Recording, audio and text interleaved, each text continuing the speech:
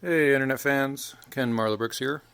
So I made a little progress on Hogwarts. Um, I have I did a review on the R56 curves from Tricks Bricks that I bought 2 years ago. Not impressed. So go watch the review. But I'm not impressed. The big thing that I didn't mention in the review is the reason why I'm not impressed is the seam line for this should be right here, meaning that the curve should stop here and the straight should start right here. But if I put the straight on there, it doesn't line up, and I have to move the straight over one notch to get it to line up correctly.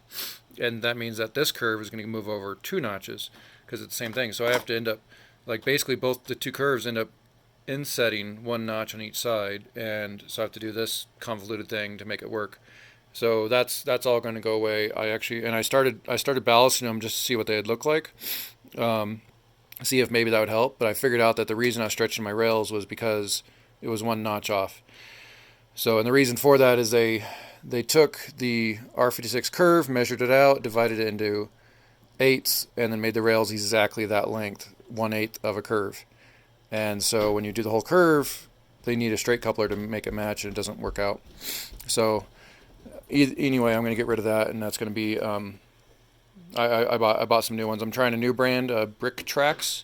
So we'll see what that looks like when it comes in. Hopefully it matches my ballast, and I can reuse that same ballasting. So I already had these straights were already built and ballasted, so I just had to pop those on. That was pretty easy. Underneath is your standard, and well, I'll pull off a little section. Underneath is your standard ballast tiles. That's what it looks like underneath, so it's pretty easy to do underneath. I already had this part built, so I just had to pop it in there. Pretty easy to do. So I do have the R56 set up temporarily so I can run my big train through here. I'm testing clearances. You can see this is the Emerald Knight build, but in Harry Potter colors. It gets pretty close to my towers here. So that's what I'm working on right now, is trying to build my towers, trying to test my tolerances, see if it will clear. It's not 100% accurate because this curve's not 100% right, but it gets me close. So that way I can start building up my whole hillside here that the train's going to go under. So other than that, I started dropping down some plates to hide the mills, so I have some semblance of the colors here. Some of these might get traded out. We'll see. I need a bunch of plates for the top of the hillside over there, and I didn't really think about that. So probably all these plates underneath this train track, I'll probably pull them all up and do something a little different down here. Not use the full size plates, use smaller plates because I don't, I don't need the full size plates down here. It's just hiding.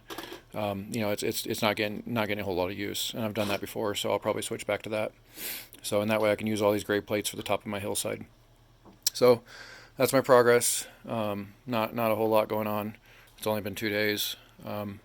So keep plugging at it and keep getting it done, and hopefully I can have it done here in a couple of weeks.